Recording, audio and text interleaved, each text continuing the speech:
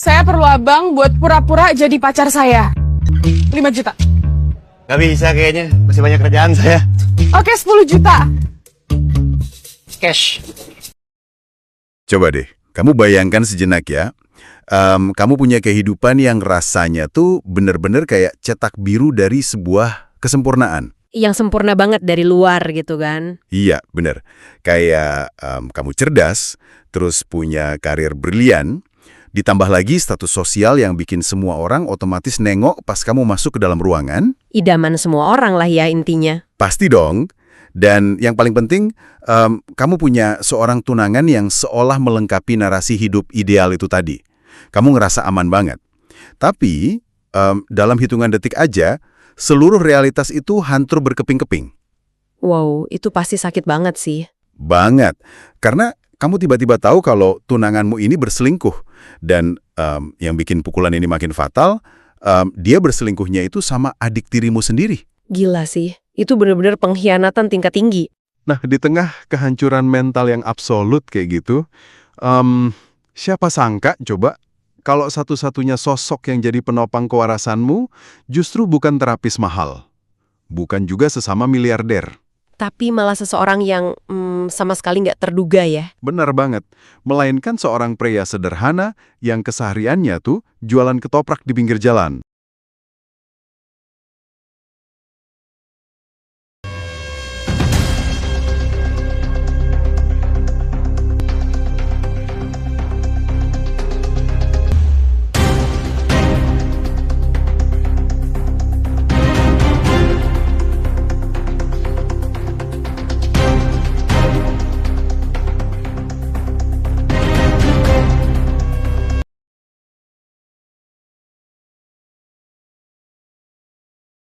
Itu sebuah benturan realitas yang ekstrim banget gak sih? Maksudnya ini bukan sekedar ngomongin perbedaan kelas sosial aja loh. Terus apa dong? Ini tuh tentang dua mekanisme pertahanan hidup yang saling bertabrakan. Di satu sisi kan ada dunianya si perempuan ini yang penuh kepalsuan tapi dibalut kemewahan. Iya, benar, prestis gitu ya. Tepat. Dan di sisi lain tuh ada kesederhanaan yang brutal dari kehidupan jalanan. Dan konflik psikologis inilah yang bakal jadi fokus utama di eksplorasi mendalam kita kali ini. Jadi, premis yang barusan aku sebutin itu bukan skenario acak ya. Itu fondasinya utamanya kan? Ya, betul. Itu adalah fondasi dari sinetron terbaru RCTI, judulnya Terikat Janji, yang lagi rame banget diomongin. Dan tenang aja, kita nggak bakal cuman ngebahas siapa pacaran sama siapa di obrolan kita kali ini. Iya, sayang banget kalau cuma bahas itunya doang. Makanya, kita tuh bakal bongkar anatomi dari sebuah pengkhianatan. Kenapa sih karakter utamanya ngambil keputusan yang secara logika tuh absurd banget? Dan bagaimana cerita yang awalnya cuma dibungkus kiasan pacar pura-pura ini ternyata nyimpen misteri kelam yang jauh lebih bahaya. Nah, mari kita mulai dari pusat ledakannya dulu nih. Karakternya Davina yang diperankan sama Asya Asuncao. Dia ini kan hilang segalanya dalam suatu malam, gara-gara tunangannya si Dipa yang dimainin Fendi Chow. Yang main api sama adik tirinya sendiri si Jihan. Yoriko Angelin ya yang meranin. Iya, Yoriko Angelin. Itu kan lingkaran terdalam ya. Betul banget. Pengkhianatan dari lingkaran terdalam tuh selalu punya daya rusak yang beda levelnya. Kalau kita ditipu rekan bisnis atau orang asing, yang luka kan paling ego atau dompet kita. Iya sih, paling cuma rugi materi atau gengsi dikit. Tapi bayangin, pas yang menikam dari belakang itu justru orang-orang yang duduk di meja makan yang sama kita. Aduh, itu nyeseknya beda sih. Yang hancur itu sistem navigasi internal kita. Cara kita ngelihat dunia. Maksudnya, Davina ini jadi nggak tahu lagi mana yang nyata dan mana yang rekayasa gitu. Ya, ibaratnya bayangkan kamu tuh tiap hari ngaca di cermin selama bertahun-tahun. Terus waktu pagi kamu sadar kalau yang di cermin itu ternyata bukan pantulanmu sendiri. Hah, serem banget. Kayak proyeksi ilusi gitu ya? Nah persis, pengkhianatan ganda dari tunangan dan saudara-saudara ini meruntuhkan fondasi paling dasar dari yang namanya kepercayaan atau trust itu sendiri. Bener juga sih. Psikologi manusia tuh kan sangat bergantung sama prediktabilitas. Kita butuh tahu kalau rumah kita itu aman. Nah, pas rumah itu ternyata sumber bahayanya, respons trauma yang muncul tuh seringkali jadi sangat irasional. Kalau dipikir-pikir, aku coba naruh posisiku jadi Davina ya. Logika awamku tuh bilang kalau aku diselingkuhin seburuk itu, aku pasti bakal ngamuk sejadi-jadinya. Ya dong. Atau minimal banget, aku bakal ngurung diri di kamar terus nangis berminggu-minggu lah. Tapi masalahnya, Davina nggak lakuin itu sama sekali. Dia malah ngambil jalan yang bertolak belakang ya. Bukannya itu capek banget ya secara emosional? Wah, capeknya luar biasa pasti. Tapi, nah disitulah kita tuh harus paham sama ekonomi status di lingkungan sosial kelas atas. Ekonomi status? Gimana tuh maksudnya? Jadi, di dunianya Davina, penderitaan atau kelemahan itu ibarat komoditas. Kalau dia kelihatan lemah, pesaing-pesaingnya bakal langsung mengeksploitasi itu. Oh, jadi kayak ajang cari kelemahan lawan gitu ya? Bener, kalau pakai kacamata antropologi, ini tuh masuk ke budaya malu atau shame culture. Buat Davina, rasa sakit patah hatinya itu nyata banget. Tapi aib karena dibuang dan dikhianatin di depan komunitas elitnya, itu tuh sama aja kayak kematian sosial buat dia. Aku mulai paham nih arahnya. Ini kayak analogi menara kaca nggak sih? Gimana tuh menara kacanya? Jadi aku bayangin hidupnya Davina ini kayak menara kaca pencakar langit yang megah banget. Orang-orang di bawah kan cuma bisa nengok ke atas sambil melongo kagum atau iri gitu kan. Terus pas ada retakan dari dalam, Nah itu, retakannya kan dibikin sama orang-orang yang justru tinggal di dalam menara itu sendiri. Dipa sama Jihan. Davina langsung panik dong. dan bukannya dia ikutan lari atau evakuasi dari menara yang mau rubuh itu, dia malah berusaha merekatkan pecahan kaca itu pakai tangan kosong. Sambil senyum ke arah luar ya, berpura-pura nggak ada masalah apa-apa padahal tangannya sendiri udah berdarah-darah. Analogi yang brutal sih, tapi benar-benar akurat. Dan ini kan sebenarnya nyambung banget sama kehidupan kita sehari-hari ya. Banget. Pasti kamu yang lagi dengerin obrolan ini pernah kan ada di fase paling bawah? Mungkin gagal dapat kerjaan impian atau baru aja diputusin pacar secara sepihak, atau liburan atau pamer pencapaian kecil cuma buat ngasih tahu dunia kalau aku baik-baik aja kok. Validasi eksternal gitu ya. Betul. Davina juga ngelakuin hal yang sama, tapi skalanya tuh 1000 kali lipat lebih gede. Dan usaha dia buat nutupin retakan menara kaca ini yang akhirnya bawa dia ke sebuah solusi yang nekat luar biasa. Keputusan impulsif yang mengubah segalanya. Iya, di titik nadir inilah dia ketemu sama Sena, si penjual ketoprak. Karakter yang dihidupkan dengan sangat-sangat karismatik oleh Arya Saloka. Harus diakuin sih, kemunculan karakter yang dimainin Arya Saloka ini tuh benar-benar jadi titik balik secara struktural di narasinya. Karena ceritanya jadi pindah haluan ya. Tepat, ceritanya tuh beralih dari fase destruksi atau kehancuran tadi, masuk ke fase reaksi. Terus Davina akhirnya minta Sena buat jadi pacar pura-puranya demi nyelamatin gengsi. Jujur aja ya, pas aku pertama kali bedah materi ini, aku tuh sempat agak skeptis. Skeptis gara-gara trope pacar pura-puranya? Iya, kiasan pacar pura-pura atau fake dating ini kan klise banget gak sih? Udah ribuan kali di-recycle di berbagai film atau novel. Kontra si kaya yang sombong sama si miskin yang baik hati gitu kan? Nah, itu dia. Terus, apa sih yang bikin eksekusi spesifik di terikat janji ini tuh nggak kerasa murahan? Itu pertanyaan kritis yang bagus banget. Sebenarnya sebuah kiasan itu jadi klise karena sering dieksekusi tanpa landasan psikologis yang kuat. Cuma sekedar tempelan konflik aja biasanya ya? Benar, tapi di kasus ini dinamika itu bekerja sangat baik karena dia memenuhi kebutuhan emosional yang spesifik banget dari protagonisnya. Kebutuhan emosional yang kayak gimana? Gini Davina, itu kan nggak lagi nyari cinta sejati pas milih Sena. Dia tuh nyari alat. Tapi yang bikin karakter Sena ini, apalagi lewat pembawaan tenang dari seorang Arya Saloka yang luar biasa, begitu efektif adalah absennya pretensi. Absennya pretensi, maksudnya dia nggak ada niat terselubung gitu ya? Iya, coba bayangin di dunia elitnya Davina, semua laki-laki itu kan kayaknya punya agenda tersendiri. Entah mau hartanya, koneksinya, atau cuma numpang status sosial. Bener. Sementara buat Sena, Davina itu ya paling cuma perempuan aneh yang tiba-tiba datang dan ngacoin jadwal dia jualan ketoprak. Tepat banget. Dan Arya Saloka ngebawain karakter ini tuh dengan tingkat ketidakpedulian yang elegan banget terhadap status sosial Davina. Ketidakpedulian yang elegan, aku suka banget istilah itu. Kesederhanaan Sena ini kan dunianya cuma muter di sekitar racitan bumbu kacang sama gerobaknya ya. Nah itu menciptakan kekosongan ekspektasi. Saloka ini Jadi satu-satunya tempat di mana Davina tuh nggak perlu tampil atau pura-pura kuat. Ya ampun, kalau dihubungin sama analogi luka tadi ya, ini tuh mirip banget kayak orang yang abis patah tulang parah. Tapi bukannya dioperasi ya? Iya, bukannya masuk ruang operasi buat dibedah rasa sakitnya, dia malah nempelin plester kecil gambar lucu di atas kulit yang memar. Yang secara medis, nggak nyembuhin apa-apa sebenarnya. Sama sekali nggak nyembuhin. Tapi seenggaknya, pas dia ngelihat plester itu, ada sensasi proteksi palsu lah. Dan Sena awalnya tuh ya cuma sekedar plester itu buat ego Davina. Tapi kan seiring berjalannya cerita, plester itu mulai nembus ke kulit. Apa yang awalnya cuma sandiwara transaksional buat gengsi, perlahan berubah jadi ketergantungan emosional. Karena ketenangannya itu ya. Betul. Ketenangan dari karakter Arya Saloka ini seakan memaksa ritme hidup Davina yang lagi kacau balau itu buat melambat.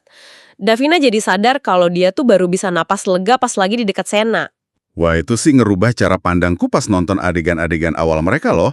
Berarti sebenarnya penonton ini lagi diajak menikmati ilusi keamanan yang persis dirasain sama Davina dong. Sangat amat disengaja itu. Dan di titik inilah penulis naskah terikat janji, menurutku ngelakuin manuver yang cerdik kebangetan. Manuver memutar balik genrenya itu ya? Iya.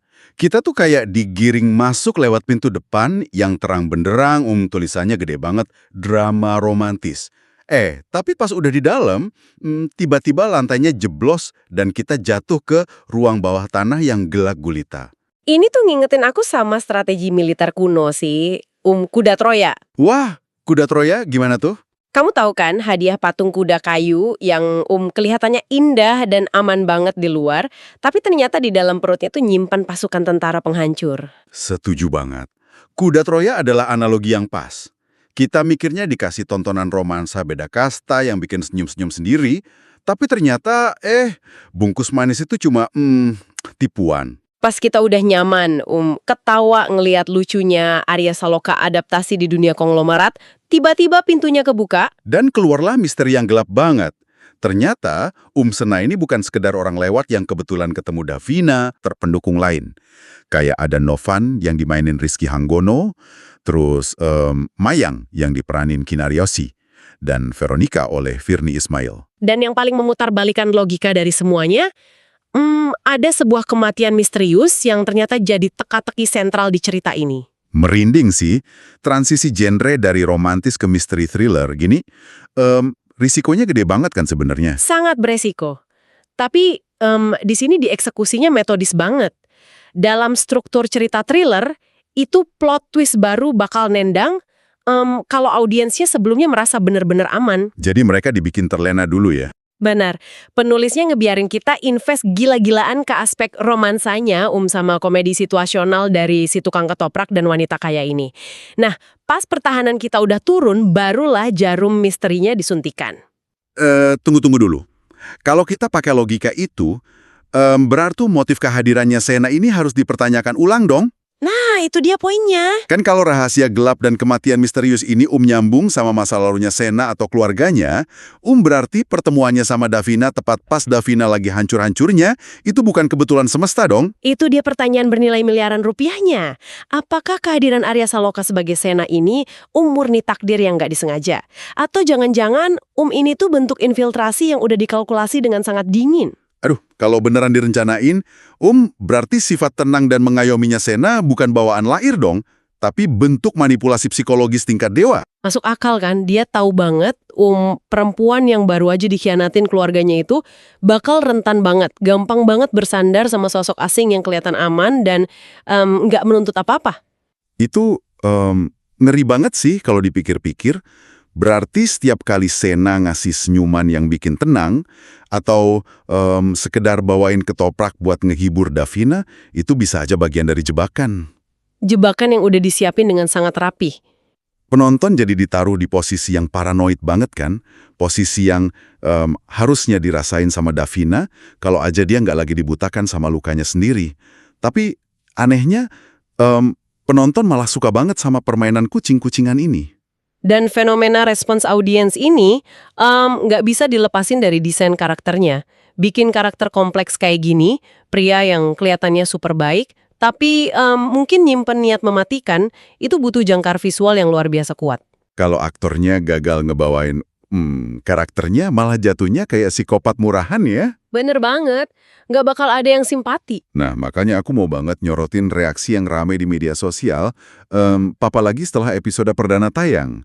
Respons warganet tuh masif banget loh. Dan fokusnya pasti ke satu orang, kan? Iya, mayoritas tuh nyorotin fenomena yang bisa kita sebut efek Arya Saloka. Komentar yang masuk tuh nggak cuma bahas betapa serunya plot cerita, tapi bener-bener fokus ke aura magis dari aktornya. Emang karisma Arya Saloka tuh beda sih. Ada yang sampai nulis, ganteng banget Mas Arya Saloka. Terus banyak juga yang muji chemistry organik dia sama Asya Asuncao. Tapi yang paling bikin aku senyum tuh, ada yang komen kayak gini, aku suka banget pas Arya Saloka menyamar jadi tukang ketoprak. Ganteng banget deh. Penyamaran ya bahasanya. Iya, konsep penyamaran ini yang paling narik perhatian mereka. Kayak ada pesona tersendiri ngelihat orang ganteng jualan di gerobak. Sebenarnya komentar-komentar itu mengonfirmasi teori soal hubungan parasosial di industri hiburan loh. Gimana tuh maksudnya hubungan parasosial? Coba pikir deh, kenapa audiens mau capek-capek diajak pusing, murai teka-teki keluarga konglomerat yang rumit, ditambah konspirasi kematian segala? Kenapa ya? Karena ceritanya bagus. Bukan cuma itu. Jawabannya ada di rasa percaya yang udah mereka bangun sama aktornya. Arya Saloka ini kan udah punya tabungan niat baik atau goodwill yang sangat besar di mata penonton berkat karya-karya dia sebelumnya. Oh, jadi ibaratnya Arya Saloka ini semacam pelumas gitu ya, biar penonton ikhlas nelan pil pahit misteri yang ribet tadi. Analogi yang sangat akurat. Waktu audiens lihat Arya Saloka di layar, apalagi pas dia mainin karakter paradoks, wajah tampan, harisma kuat, tapi hidupnya membumi banget jadi tukang ketoprak, mereka tuh langsung ngerasa ada koneksi instan. Jadi kekaguman visual dan chemistry itu semacam kayulnya ya? Bener, kailnya dilempar lulu. Begitu penonton udah terpancing secara emosional dan mulai peduli sama nasibnya Sena dan Davina, barulah kreator ceritanya narik tali pancing itu perlahan. Dibawa ke perairan misteri yang makin dalam dan gelap gitu. Iya, penonton tuh pada dasarnya udah disandra sama rasa sayang mereka sendiri ke karakter utamanya. Wah, iya juga ya. Kalau yang meranin Sena itu aktor yang karismanya nggak sebesar Arya Saloka, mungkin pas ceritanya belok jadi thriller konspirasi, penonton bakal ngerasa ditipu. Terus ujung-ujungnya ganti channel, kan? Bener. Tapi karena mereka udah terlanjur invest perasaannya ke senyuman Sena, ke kebaikan-kebaikan kecil dia ke Davina, mereka jadi nggak punya pilihan selain bertahan. Mereka pengen bertahan buat nyari tahu kebenarannya. Bahkan mungkin di bawah sadar, mereka tuh pengen ngebuktiin kalau Sena ini beneran orang baik kok, bukan penjahat. Tepat sekali. Kemampuan Arya Saloka buat tampil super meyakinkan sebagai cowok jalanan yang apa adanya, tapi di saat yang sama menyisakan celah misterius di sorot matanya, itu kuncinya. Kunci yang bikin penonton nggak kabur ya? Iya, itu yang nahan audiens biar nggak pergi pas ceritanya jadi makin kelam. Ini contoh nyata gimana star quality nggak cuma dipakai buat narik rating, tapi secara aktif dijadiin instrumen buat memanipulasi persepsinya audiens. Gila sih. Eksplorasi mendalam kita kali ini tuh benar-benar ngebongkar lapisan-lapisan yang sama sekali nggak kelihatan dari permukaan. Banyak hal tersembunyi ya ternyata. Kalau kita tarik benang merah dari semua materi yang udah kita obrolin ini, fenomena sinetron ini tuh jauh lebih masif dari sekedar drama cinta-cintaan biasa. Sama sekali bukan cerita klise si kaya ketemu si miskin ya. Bukan. Ini tuh benar-benar sebuah studi psikologis tentang gimana pengkhianatan bisa ngehancurin realitas seseorang. Terus tentang gimana kita sering banget pakai topeng gengsi cuma buat nutupin pendarahan mental kita. Dan yang paling penting, tentang bagaimana hal-hal yang kelihatannya aman, kayak romansa yang manis, itu terkadang malah jadi kuda Troya buat konspirasi yang paling mengerikan. Betul banget. Nah, buat merangkum semua obrolan seru kita hari ini, kira-kira ada nggak nih satu pelajaran yang bisa kita ambil dari perjalanannya Davina Dipa dan tentunya misteri di balik Sena? Pasti ada dong. Kalau ada satu kalimat hikmah yang fundamental banget dari bedah cerita ini, dengarkan ini baik-baik ya. Terkadang pengkhianatan paling menyakitkan itu justru datang dari mereka yang duduk satu meja sama kita. Nyesek banget itu.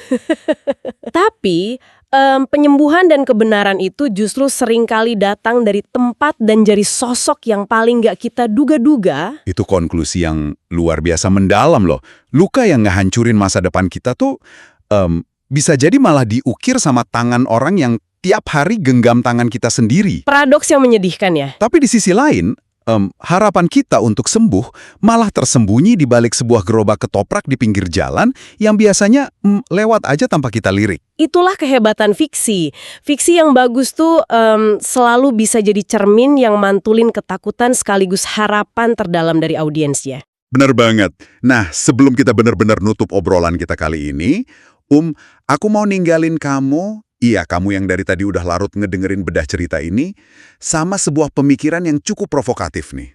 Wah, ada pertanyaan buat pendengar nih. Coba direnungin ya. Iya, sesuatu buat kamu renungin pas lagi di jalan pulang, atau pas lagi rebahan sambil natap layar HP sendirian. Mengingat semua lapisan kuda Troya dan misteri kematian yang membungkus masa lalunya karakter Sena. Yang penuh tanda tanya itu kan? Menurut kamu nih, apakah ketenangan dan rasa aman yang dikasih sama pesona seorang Arya Saloka di layar itu benar-benar wujud ketulusan yang murni? Atau jangan-jangan? Nah, atau jangan-jangan nih, tanpa disadari sama siapapun, Davina yang lagi rapuh-rapuhnya itu justru lagi jalan pelan-pelan masuk ke dalam perangkap yang jauh lebih mematikan daripada sekedar diselingkuhin tunangannya. Pertanyaan yang valid banget. Karena garis batas antara seorang penyelamat dan seorang algojo itu kadang cuma dipisahkan oleh niat yang belum terungkap kan? Tepat. Pertanyaan terbesarnya adalah, setelah hati dan realitasmu hancur lebur jadi debu, mungkinkah kamu ngebiarin dirimu buat percaya lagi sama yang namanya cinta? Bahkan ketika cinta itu mungkin aja adalah wajah lain dari sebuah bahaya. Wah, itu sih food for thought banget ya. Kalau pikiranmu sekarang lagi berkecamuk dan kamu ngerasa udah punya teori konspirasi sendiri tentang apa sih niat aslinya Sena, jangan disimpan sendirian di kepala. Iya, sayang banget kalau cuma dipikirin sendiri.